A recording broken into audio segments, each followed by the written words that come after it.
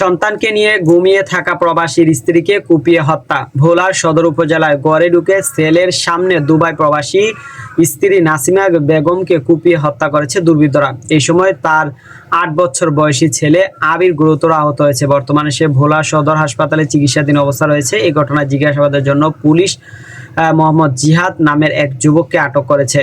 শুক্রবার ১৭ এপ্রিল রাতে উপজেলার শিবচর ইউনিয়নের ৬ নম্বর ওয়ার্ডের সর্দার বাড়িতেই ঘটনাটি ঘটে। খবর পেয়ে আজ শনিবার সকালে নিহত নাসিমা বেগমের মরদেহ উদ্ধার করেছে পুলিশ।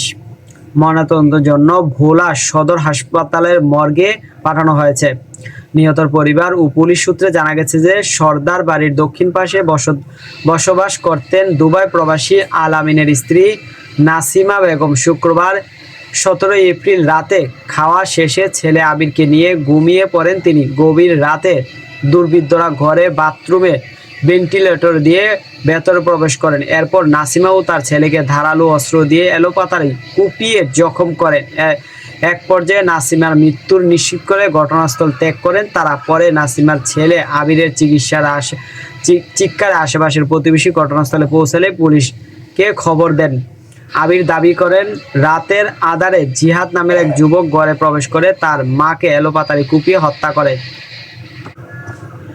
আবিরের দাবি, রাতের আধারে জিহাদ নামের এক যুবককে ঘরে প্রবেশ করে তার মাকে এলোপাতাড়ি কুপিয়ে হত্যা করে। এই সময় তাকে আঘাত করতেন তিনি। পরে সে মারা যাওয়ার ভান করলে জিহাদ চলে যায়। এরপর ঘরের বাইরে এসে চিৎকার দিলে আশেপাশের মানুষ ছুটে আসে।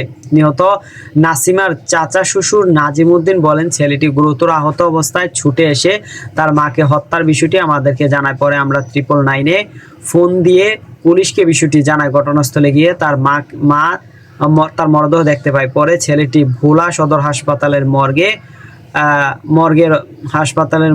হাসপাতালে ভর্তি করানো হয়। ভোলার অতিরিক্ত পুলিশ সুপার মোহাম্মদ ইব্রাহিম জানান যে আহত শিশুর দেওয়া তথ্যের ভিত্তিতে এই ঘটনায় সন্দেহজনক হিসাবে মোহাম্মদ জিহাদকে আটক করা হয়েছে। ঘটনাটি গুরুত্বের সঙ্গে তদন্ত করা হচ্ছে। কে বা কারা হত্যা ঘটিয়েছে তা তদন্ত শেষেই নিশ্চিত করা যাবে। দর্শক, সাবস্ক্রাইব করবেন, লাইক করবেন, শেয়ার করুন, কমেন্ট করতে ভুলবেন না।